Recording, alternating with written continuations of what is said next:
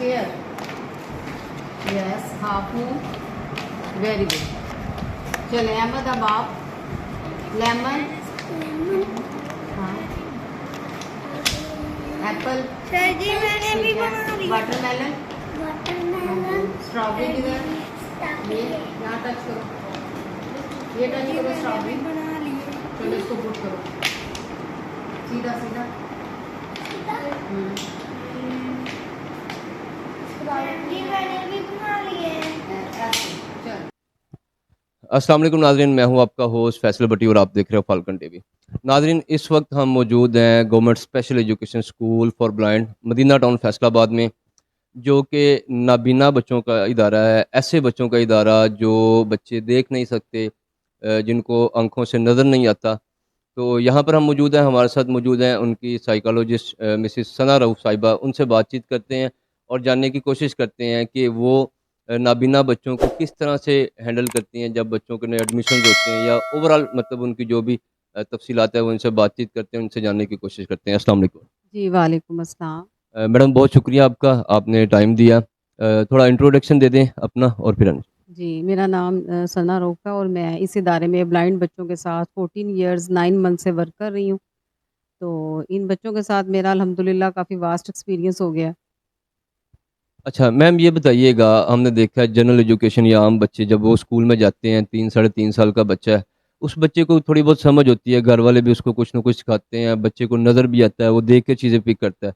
यहाँ पर मैंने देखा है कि बच्चे सारे ब्लाइंड हैं, जिनको बिल्कुल नज़र नहीं आ रहा, छोटे छोटे मासूम बच्चे हैं। जब वो आप लोगों के पास आते हैं तो क्या बच्चों के इश्यूज होते हैं, बच्चे किस तरह स्टार्ट करते हैं? आम जनरल एजुकेशन में तो बच्चों की जैसे आपने बताया कि एज लिमिट होती है कि वो 3-4 ईयर्स में चले जाते हैं, लेकिन हमारे पास ज़्यादातर बच्चे लेट ब्लाइंड होते हैं। फॉर एग्ज़ाम्पल के 10-11 साल में उन पेरेंट्स को अवेयरनेस नहीं होती तो वो ले आते हैं, या कोई बच्चा अगर एज अप्रोप्रिएट भी आ जाए तो, लेकिन उन बच्चों के सबसे ज़्यादा इश्यूज़ ये होते हैं कि वो बड़े हेजिटेंट और रिलक्टेंट होते हैं स्कूल के हवाले से, और फिर एक किस्म का उनको फ़ियर होता है कि हम एक डिसेबिलिटी के साथ हैं। तो जब वो आते हैं तो हमें थोड़ा-सा मुश्किल होता है इनके साथ रैपो बिल्ड करना। लेकिन फिर ये है कि थ्रू कुछ हमारी टेक्निक्स हैं जो हम अप्लाई करके इन बच्चों के साथ first of all rapport build कर लेते हैं। जब वो रैपो बिल्ड हो जाती है तो फिर ईज़िली बच्चा हमारे साथ कम्युनिकेट कर लेता है। फिर हम उनके साथ इंटरव्यू और ऑब्ज़र्वेशन के ज़रिए उनकी असेसमेंट करते हैं। फिर उसके अकॉर्डिंग हम जज करते हैं कि ये बच्चा कौन-से कैटेगरी में फ़ॉल करता है, इसकी आईक्यू लेवल कितना है, उसके थॉट्स कैसे हैं, इसकी कॉग्निशंस कैसी है। ये जो है वो फिर वेरी करता है स्टूडेंट टू स्टूडेंट। फिर उसके अकॉर्डिंग हम डिसाइड करते हैं कि हमने इसको कौन से ग्रेड में रखना है, उसकी ब्रेल कैसी है, ये कितना एफिशिएंट वो है। अच्छा, ये बताइएगा, बच्चे कितना टाइम ले जाते हैं? जिस तरह हमने देखा जनरल एजुकेशन में बच्चे जब स्कूल में जाते हैं रोते हैं या वो लड़ाई झगड़ा करते हैं, तो ये जो स्पेशल बच्चे हैं ये जब यहाँ पर इदारों में आते हैं तो इनका बिहेवियर कैसे होता है स्टार्ट में? हमारे इन स्पेशल बच्चों में बिहेवियर इश्यूज़ बहुत ज़्यादा होते हैं, आम बच्चों की निस्बत बहुत ज़्यादा होते हैं। इन बच्चों में एग्रेशन लेवल बहुत ज़्यादा होता है, ये बड़े रिजेक्टेड फ़ील करते हैं, एक किस्म की डिसअपॉइंटमेंट बहुत ज़्यादा होती है, लोनलीनेस होते हैं, रिज़र्व्ड होते हैं, और ज़्यादा इनको कहते हैं कि लैक ऑफ कॉन्फिडेंस है, अपने आप पे उनकी सेल्फ एस्टीम इतनी हाई नहीं होती। तो फिर ये चीज़ें हैं कि हमें इनको साथ करके इनके साथ टाइम टू टाइम मेरे इनके साथ इंडिविजुअल सेशन होते हैं, ग्रुप सेशन होते हैं, जिससे हम बच्चों के साथ, जैसे छोटे बच्चे हैं प्राइमरी सेक्शन के लेवल के साथ बच्चों के, मेरे प्ले थेरेपी बड़ी इफ़ेक्टिव होती है। इनको मैं टॉयज़ देती हूँ, कुछ स्टफ़ टॉयज़ होते हैं, कुछ वो करैक्टर वाले टॉयज़ होते हैं, जिसमें बच्चा वो सी अपनी हिडन फीलिंग्स जो होता है ना, वो भी एक्सप्रेस कर देता है। और जो हमारे पास बड़े बच्चे आते हैं 6 से ऑनवर्ड, उनके साथ मेरे सेशन होते हैं, उनके साथ ज़्यादा काउंसलिंग जो है ना, वो बहुत ज़्यादा इफ़ेक्टिव होती है। कुछ बिहेवियर थेरेपीज़ होती हैं, जिनके ज़रिए जो हमारे ग्रोइंग बच्चे होते हैं, उनकी हम जैसे उनके मेंटल सेटअप को चेंज करने के लिए थेरेपीज़ लगाते हैं। तो वो फिर उनके टाइम टू टाइम जो है ना, वो हम उन पे अप्लाई करते रहते हैं। फिर ये है कि हमें टाइम लगता ज़रूर है। एक सेशन में आपको ये नहीं आप कह सकते एक सेशन के बाद आपको फुल 100% रिस्पॉन्स मिलेगा, लेकिन कुछ परसेंट होता है, फिर टाइम टू टाइम हम उनका ये जो सेशन जो है वो रिपीट करते रहते हैं। आपने बताया कि आप बच्चों को एक्टिविटीज़ करवाती हैं। बच्चों को बेसिक चीज़ों का पता होता है, मसलन फ्रूट्स हैं, कलर्स हैं, या वैसे जो रूटीन की चीज़ें हैं, चेयर्स है, टेबल्स है, या इस तरह कर्टन्स लगे हुए हैं, बच्चों को इन चीज़ों का पता होता है, या ये भी आप लोग बताते हैं? मोस्टली बच्चे जो हैं हमारे पास लो सोशियो इकोनॉमिक स्टेटस से होते हैं, पुअर फैमिली से बिलॉन्ग करते हैं।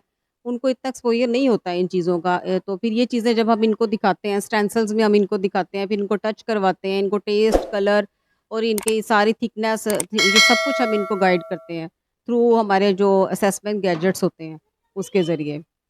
फिर उसके बाद जब ये बच्चे अंडरस्टैंड कर जाते हैं, तो फिर हम उसको स्टडी के साथ लाइन फ्रेम पे लेकर आते हैं। जो छोटे बच्चे हमारे पास नर्सरी में आते हैं, उनका सबसे ज़्यादा इश्यू होता है ऑन सीट बिहेवियर ही नहीं होता। बच्चे एक्सेप्ट नहीं करते बैठने को, एक जगह नहीं बैठते, अटेंशन, कंसंट्रेशन का इश्यू होता है। ये सारी चीज़ें जो हैं, वो फिर हम साथ लेकर चलते हैं। अच्छा, ये बताइएगा बच्चों को कितना टाइम लग जाता है आपको चेक करने में कि बच्चों को कौन-सी प्रॉब्लम है और मोस्टली क्या इश्यूज़ होते हैं इन बच्चों में? जैसे मैंने आपको बताया कि पहले भी कि बच्चों को बिहेवियर इश्यूज़ ही ज़्यादातर हमारे बच्चों को होते हैं। अब जो हमारे ज़्यादातर बच्चे होते हैं उनको अवेयरनेस ही नहीं होती है अपनी यानी कि अपने आप सेल्फ हेल्प स्किल्स ही नहीं होती। उन्हें अपने नहीं पता कि हमने कैसे टाई अप करना है, अपने बटन कैसे लगाने हैं, कॉम्ब कैसे करना है, फेस कैसे वॉश करना है, हमने खाना कैसे खाना है। बच्चे ब्लाइंड होते हैं, वो इस चीज़ से फिर उसमें ये होता है कि इन बच्चों को गाइडलाइन घर से भी नहीं मिलती। कि पेरेंट्स उनको पैम्पर्ड कर देते हैं, खुद से उन्हें खिला दिया करते हैं, बच्चे सीख ही नहीं पा रहे होते। यहाँ पे हमने इनको ये स्किल्स भी सिखानी होती हैं। फॉर एग्ज़ाम्पल कोई बच्चे को एक शर्ट दी जाती है कि आप इसके बटन टाई करो, फिर अनबटन करो, फिर टाई कैसे आपने बाँधनी है, शू के लेसेस कैसे बाँधने हैं। यानी बेसिक सेल्फ हेल्प स्किल्स से हम इनको स्टार्ट करते हैं। अच्छा, इस स्कूल में मैं थोड़ा हटने लगा हूँ। क्या-क्या कैटेगरीज़ हैं बच्चों को आप स्टडी के साथ-साथ उनको हेल्थी मैंने एक्टिविटीज़ तो या बना लिया इसके अलावा क्या अदर एक्टिविटीज़ हैं जो आप बच्चों को करवाते हैं? बच्चों को ये इस एक्टिविटीज़ के अलावा हम बच्चों को ये मैंने इनकी स्टोरी टेलिंग पीरियड भी होता है। इसके अलावा इनको थ्रू मल्टीमीडिया मोबाइल के ज़रिए इनको हम एंगेज करते हैं, डिफरेंट एक्सपोज़र्स इनका इंक्रीज़ करते हैं कि इन्हें पता चले सोसाइटी में क्या हो रहा है। जैसे आजकल बच्चों के इश्यूज़ चल रहे हैं, गुड टच, बैड टच का कॉन्सेप्ट दिया जाता है। ये सब जो है ना, ये हम इनको जो मॉडर्न टेक्नोलॉजी है, इसके ज़रिए बच्चों को बताते हैं। फिर इसके साथ-साथ हम इनको ड्रामाटाइज़ेशन करवाते हैं कि बच्चे अपना रोल प्ले करे। कि उसने कैसे खुद को सेव करना है। एक बच्चे को रोल दिया जाता है कि वो उसको ग्रैब कर रहा है, दूसरे को रोल दिया जाता है उसने अपने आप को कैसे सेव करना है। इस तरह से इनकी ओरिएंटेशन डेवलप की जाती है। मैम हमने देखा गवर्नमेंट जो एम्प्लॉइज़ हैं उनकी डिफरेंट कैटेगरीज़ हैं बहुत सारे, लेकिन ये स्पेशल एजुकेशन को हमने देखा ये ज़रा ना बाकियों से बिल्कुल हट के है। इसमें हमने ब्लाइंड बच्चे देखे हैं, डेफ देखे हैं, मेंटली रिटार्ड देखे हैं। तो कैसा फ़ील होता है इन बच्चों के साथ? एक तो जॉब तो आपकी है ही है साथ, इसके अलावा मतलब आपकी क्या फीलिंग्स होती हैं जब आप बच्चों को लेके चलते हैं?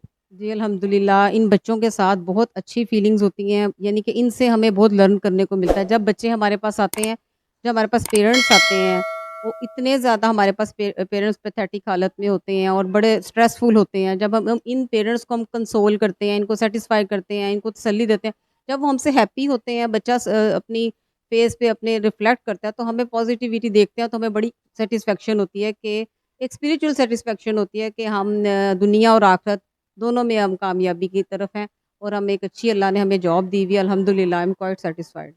अच्छा स्टडी में इनकी कितनी कैटेगरीज़ हैं? जिस तरह जनरल में बच्चों के पास अपॉर्च्युनिटीज़ होती हैं, कुछ बच्चे कंप्यूटर में कंप्यूटर साइंस सीखते हैं, कुछ बायो में फिर आगे डॉक्टर या बाकी सारे मामलात। इन बच्चों की कैटेगरीज़ क्या होती हैं स्टडी में? हमारे इन बच्चों की एजुकेशन के साथ-साथ जैसे आम बच्चे पढ़ते हैं, सेम वही सिलेबस है, वही कुछ है, लेकिन इनकी वोकेशनल इनके पास भी स्किल्स होती हैं, जैसे केन वर्किंग होती है, कंप्यूटर में ये भी बच्चे हमारे पास कंप्यूटर इंस्ट्रक्टर हैं, कंप्यूटर कोर्सेज़ कर सकते हैं।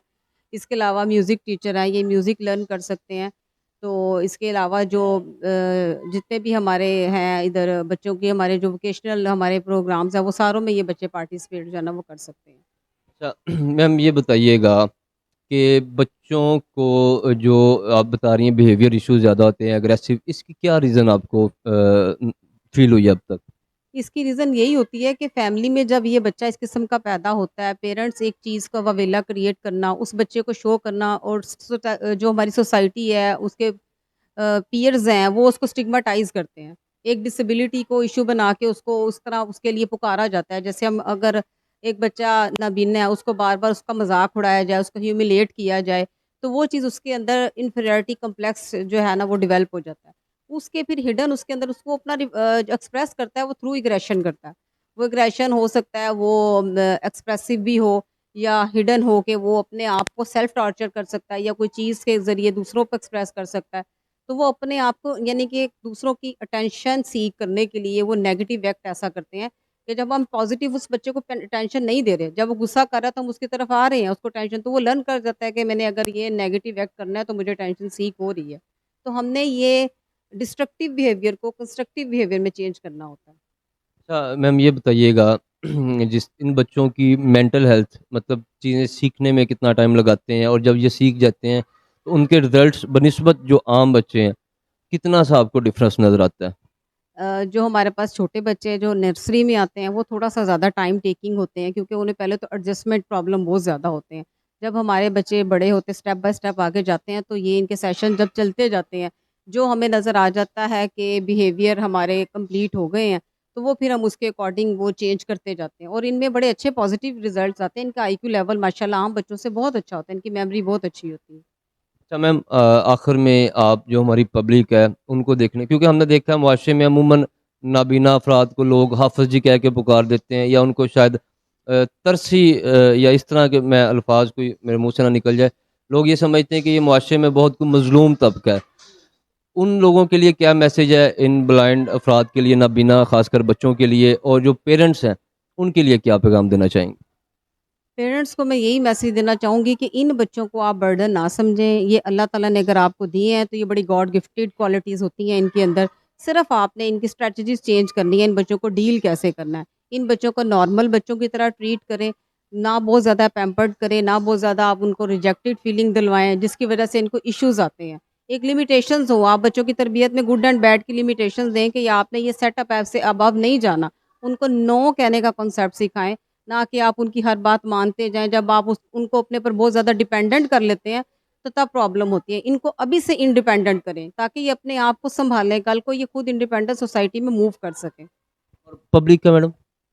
पब्लिक को भी मैं यही मैसेज देना चाहूँगी कि खुदारा इन बच्चों को स्टिग्माटाइज़ ना करें, ये अल्लाह ताला ने बनाया, अल्लाह ताला जो बनाता है वो बेहतर बनाता है और आपको नहीं पता ये आपसे कितने ज़्यादा इंटेलिजेंट हैं। अगर आज हम आँखों वाले हैं, तो मेरे ख़्याल में ना आँखों वालों को मज़ाक उड़ाने की बजाय उनके उनकी जो इनर विज़न है आप उनको देखें, वो अल्लाह ने उनको दी होती है। और ये हमें भी नहीं पता कि खुदा ना ख़ास्ता कल किसी के साथ कोई इंसिडेंट ऐसा हो जाए, आपका कोई बॉडी पार्ट छीन जाए। तो ये चीज़ आप अपने ज़हन में रख के किसी बच्चे की सेल्फ रिस्पेक्ट को हर्ट ना किया करें।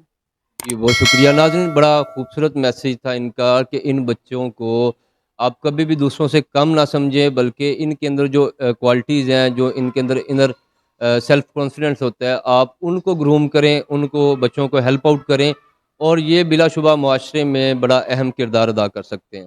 अपने होस्ट फैसल भट्टी को इजाज़त दें। अल्लाह हाफ़िज़।